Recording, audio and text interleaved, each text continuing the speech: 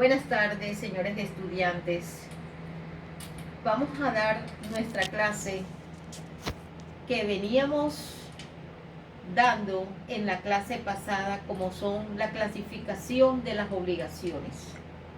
Nosotros hablamos de la clasificación de las obligaciones, primero que todo por su efecto o su exigibilidad. Tenemos que estas obligaciones por su efecto se dan obligaciones o se subdividen, mejor dicho, en obligaciones civiles y obligaciones naturales. Dijimos que estas obligaciones civiles estaban consagradas en el artículo 1525 de nuestro Código Civil y las obligaciones naturales que están taxativamente señaladas en el artículo 1527 de nuestro Código Sustantivo. Tenemos como segunda clasificación por su modalidad y tenemos que decir que de acuerdo a su modalidad estas obligaciones se clasifican en obligaciones puras y obligaciones simples. También tenemos las obligaciones modales, que son aquellas que se dan a plazo, a condición y a modo. La tercera clasificación es por el sujeto. Estas obligaciones por el sujeto también se clasifican o se subdividen en obligación del sujeto singular y la obligación del sujeto plural. Cuando hablamos de las obligaciones del sujeto plural, tenemos que decir que se dan de forma conjunta y solidarias. La cuarta clasificación de las obligaciones tenemos que se clasifican como cuarta por su dependencia. Tenemos que decir que dentro de esa obligación de dependencia, estas se subdividen en obligaciones principales y obligaciones accesorias. Tenemos que decir que dentro de esas obligaciones de carácter accesoria tenemos las obligaciones que tienen inmerso una obligación con una cláusula penal, perdón. Luego tenemos por última dentro de esta clasificación de las obligaciones por el objeto de la prestación. Y estas obligaciones, teniendo en cuenta su prestación, se dividen primero en la obligación de objeto singular, que es facultativa, y en la obligación del objeto múltiple, que es de carácter alternativo. También tenemos ahí mismo dentro de esta prestación las obligaciones por el objeto de carácter divisible e indivisible, las obligaciones de medios, las obligaciones por el objeto del resultado, las obligaciones por el objeto positivo, cuando nosotros hablamos en la última clase con la obligación positiva de dar y hacer, y por último la obligación negativa de no hacer. Vamos, eso a manera de introito, vamos a hablar en esta tarde acerca de la segunda clasificación de las obligaciones y tenemos que hablar por su modalidad. Cuando nosotros hablamos por su modalidad, tenemos que decir que es una figura especial que afecta ¿a qué? Directamente la obligación. Estas obligaciones que, como dije anteriormente, eran de carácter puras y simples. Entonces, estas son obligaciones que no tienen etapas intermedias entre el momento que nace la obligación. Podemos decir que no tienen un texto legal que las regule. Su cumplimiento siempre se debe dar. Tan pronto como nace, la principal forma de extinguir la obligación es realizar ¿cuál? El pago. Verbigracia sobre eso. Ejemplo, Juan compra una cosa en el almacén Éxito. Ahí nace. Y ahí cumple y ahí inmediatamente se extingue. Hay también ejemplos de condiciones físicamente imposible. Tenemos también que hablar de las obligaciones modales. Estas obligaciones como cumplimiento están sometidos siempre, como dije anteriormente, a un plazo, a una condición y a un modo. Veamos cuándo se da una obligación a plazo. Estas son aquellas obligaciones de hechos futuros y ciertos. Con seguridad, cierto, porque con seguridad siempre se van a cumplir. Cuando la obligación es a plazo, existe la obligación desde ya. El plazo suspende la exigibilidad de la obligación que existe. Esto de conformidad a los artículos 1138 y 1139 de la norma sustantiva civil. Tenemos las obligaciones a condición. Son hechos futuros pero inciertos, a contrario sensus de las obligaciones a plazos, que son hechos futuros pero ciertos. Aquí en la obligación a condición son hechos futuros inciertos.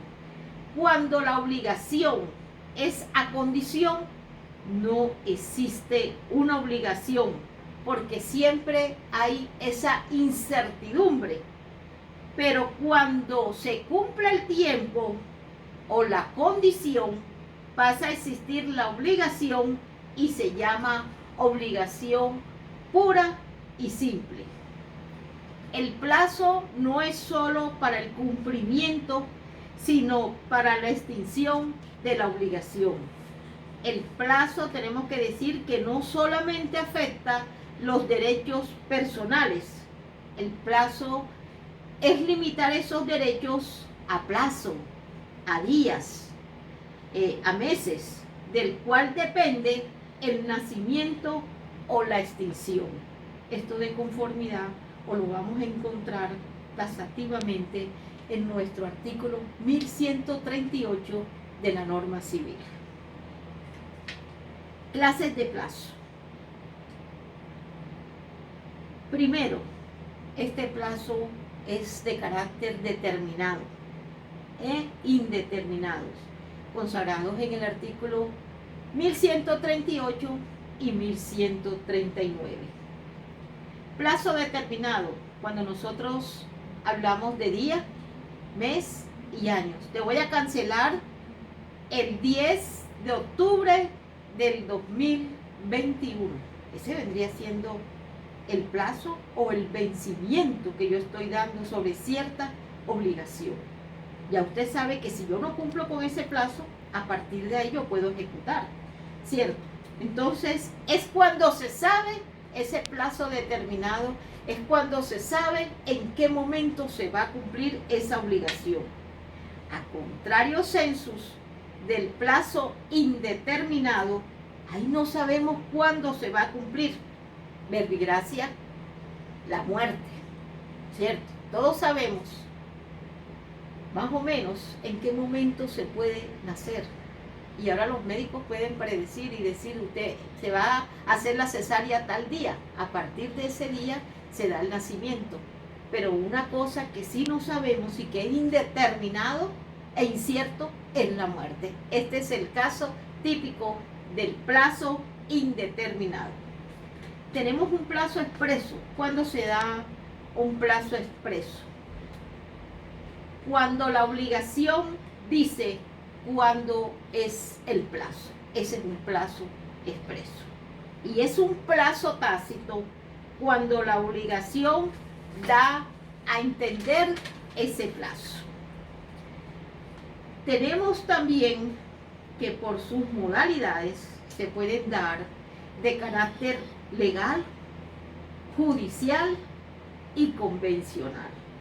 Obviamente, si nosotros hablamos de legalidad o de legal, tenemos que decir que ese plazo obviamente va a estar consagrado ¿dónde? Como lo estipula nuestra ley, ¿ya? Pero si es judicial, como su mismo nomen juris lo indica, ese plazo lo estipula siempre El funcionario, ¿cuál funcionario? Este funcionario llamado señor juez. Y es convencional porque se da la convención, ese acuerdo entre las partes. Entonces, cuando es convencional, es porque el plazo lo estipulan ¿quién? Las partes. Tengo que decir que en el plazo judicial está consagrado en el artículo 1551 de la norma sustantiva. Tenemos que decir por lo menos en el contrato de mutuo para llegar a un momento de cómo se perfecciona con la tradición de conformidad al artículo 2221 y siguiente, 2222. Porque es que el mutuo préstamo de consumo, tenemos que decir que es un contrato en que una de las partes entrega a la otra cierta cantidad de cosas fungibles. Está por demás decir lo que son cosas fungibles, material o tema que ya fue dado en su curso de derecho de bienes y que están a cargo de restituir otras tantas en su mismo género y calidad. En el artículo 2222 dice que no se perfecciona el contrato de mutuo sino por la tradición, y la tradición es la que transfiere ese dominio. En cuanto al plazo expreso o plazo tácito, tenemos que decir que el plazo expreso siempre es redactado de forma explícita. El plazo atácito, cuando se sabe que la obligación no se puede cumplir inmediatamente, son propios de la dificultad que implica cumplir una obligación. Vamos a hablar acerca de los plazos suspensivos y plazos extintivos. El plazo suspensivo es el plazo que suspende la exigibilidad de la obligación. Y el plazo extintivo es aquel plazo que extingue la obligación. Es aquel plazo cuyo vencimiento implica que la obligación se extingue. Ejemplo, el contrato de ejecución sucesivo, verbigracia el arrendamiento. Eso produce unos efectos del plazo suspensivo antes de venderse y después de vencido, antes de vencerse y después de vencido. Bueno, cuando es antes de vencido, no es exigible, no prescribe y no se puede compensar. Al contrario, census, cuando es vencido, sí prescribe, es exigible y se puede compensar. Cumplido el plazo, empieza a correr el término de la prescripción. Compensación. La compensación, ustedes saben que está dentro de los modos de extinguir una obligación consagrado en el artículo 1714. Cuando dos personas son deudores, una de otra, se espera entre ellas una compensación que extingue ambas deudas, del modo y en los casos que van a explicarse. Caducidad del plazo. ¿Cuándo se da esa caducidad del plazo? Eso está consagrado en el artículo 1553, cuando dice que el pago de la obligación no puede exigirse antes de expirar el plazo, si no es, primero, al deudor constituido en quiebra o que se halla en notoria insolvencia económica.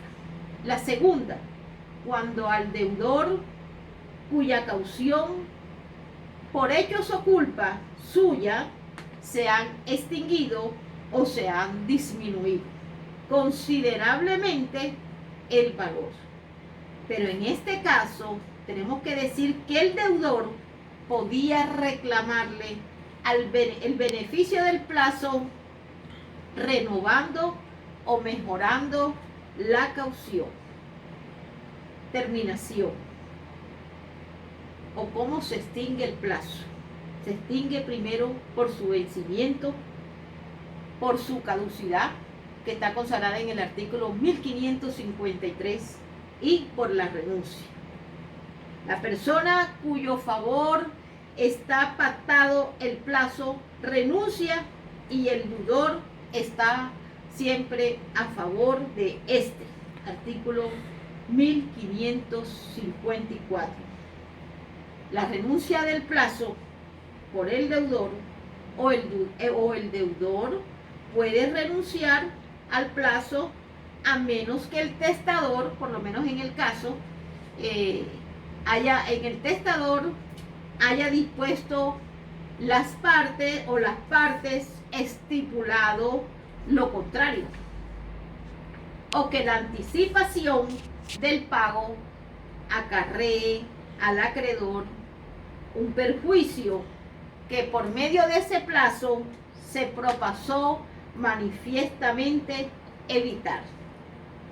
En el contrato de mutuo o interés se observa lo dispuesto en el artículo 2725. Insolvencia. Obviamente, como su mismo nombre juris lo indica, insolvencia es la falta de dinero, ¿cierto? La caución. La caución se da cuando se disminuye considerablemente de valor.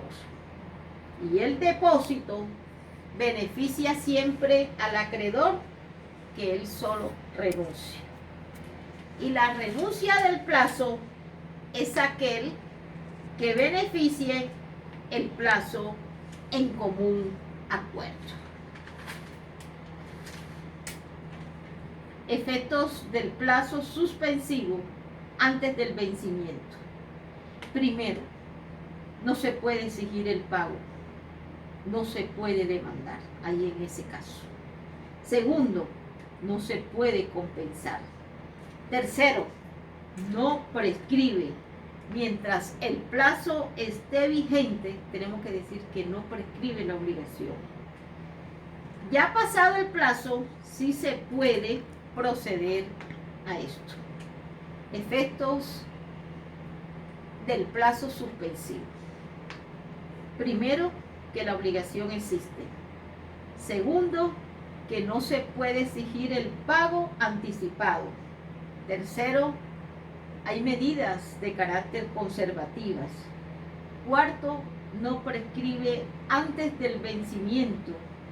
Y quinto, no se compensa de conformidad al artículo 1714.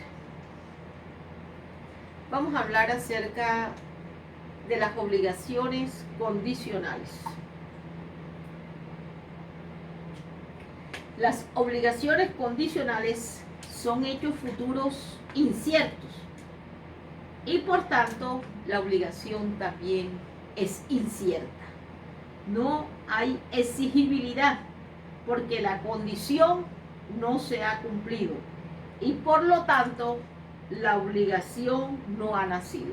Esto de conformidad al artículo 1536. Ejemplo, le regaló un carro a Juan cuando se case. Cuando se case Juan, la obligación se cumple y se convierte en una obligación pura y simple. La obligación condicional nace cuando se cumple la condición. La obligación condicional tenemos que decir que existe antes de cumplirse y la obligación también se convierte en pura y simple. Condición que es siempre futura o incierta, porque es incierta porque puede o no ocurrir. Clases de condición.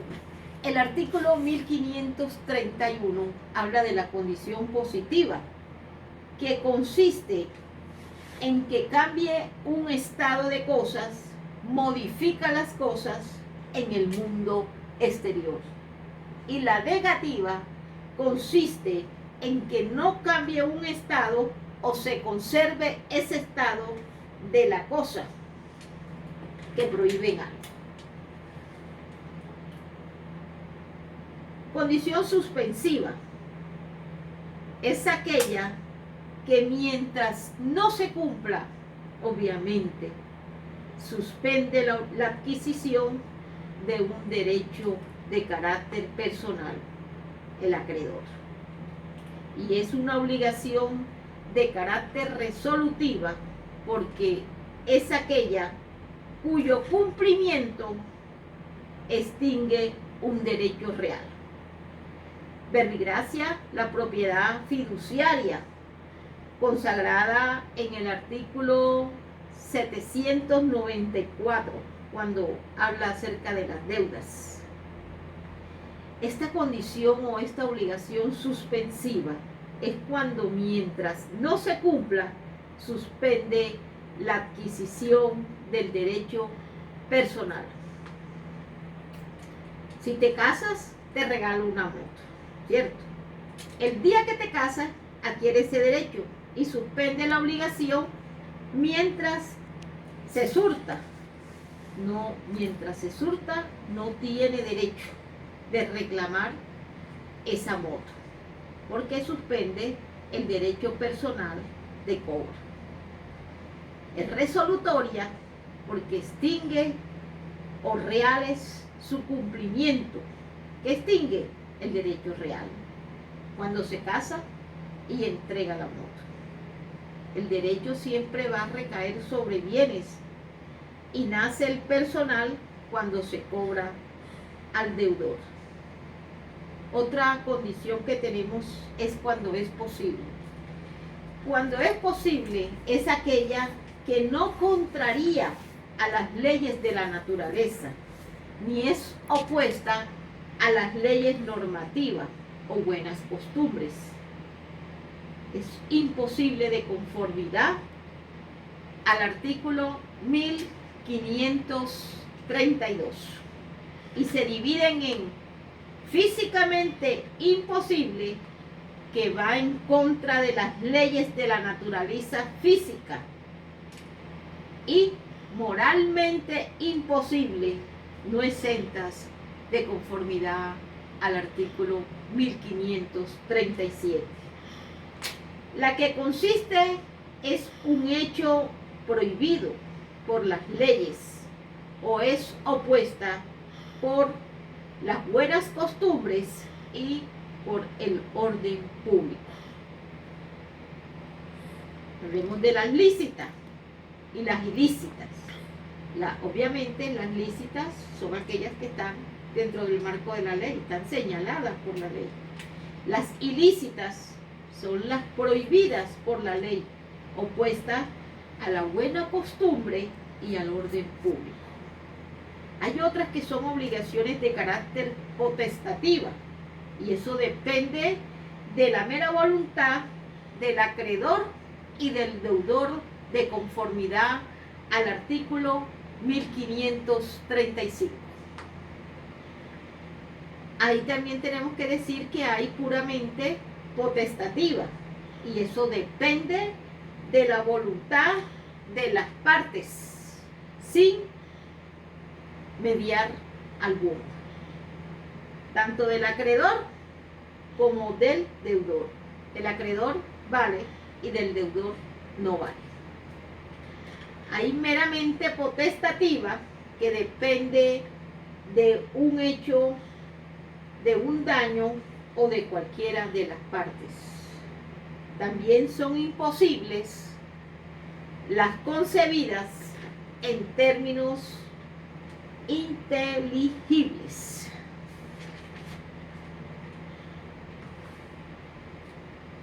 Esta causal depende de la voluntad de un tercero, de conformidad al artículo 1535, Ejemplo, si Sofía se baña mañana, te invito a salir. Esa es una cuestión causal. Es una obligación mixta, la que depende de la voluntad del acreedor y de un tercero. Verbigracia, si Sofía se casa, pero con Marcos, te regalo mi casa. O sea que si Sofía se casa con Juan, no te regalo esa casa. Esa es una condición de carácter mixta. Ahora, cuando la condición se cumple, la persona adquiere el derecho de inmediato. No se necesita tradición. Se exige la entrega y inicia un proceso reivindicatorio o una restitución de esa prestación, que es el derecho de dominio o de propio dueño. Condición negativa. Esa condición negativa la vamos a encontrar en el artículo 1533 de nuestro ordenamiento civil. Físicamente imposible. Este hecho no va a ocurrir. Esto crea una obligación de carácter pura y simple.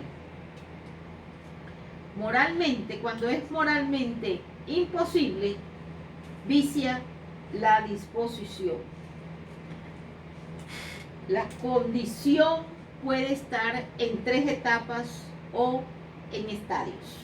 La primera, A, que sea pendiente. Y esta obligación pendiente es cuando no se ha cumplido el hecho futuro e incierto. La condición desde que la creamos hasta que se va a cumplir o no se ha cumplido o no ha nacido.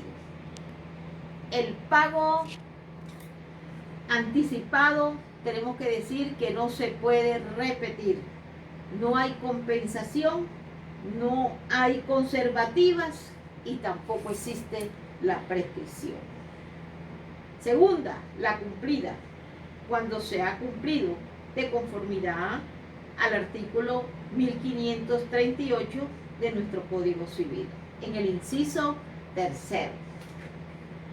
Y también lo encontramos en el artículo 1540 y 1541. Dice el artículo 1542 que mientras no se cumpla la condición, no nace la obligación. Otra etapa que tenemos o estado, es fallida esta obligación. ¿Y cuándo es fallida? Cuando hay certeza que la condición no se puede cumplir. Esta condición o esta fallida la encontramos señalada en el artículo 1532.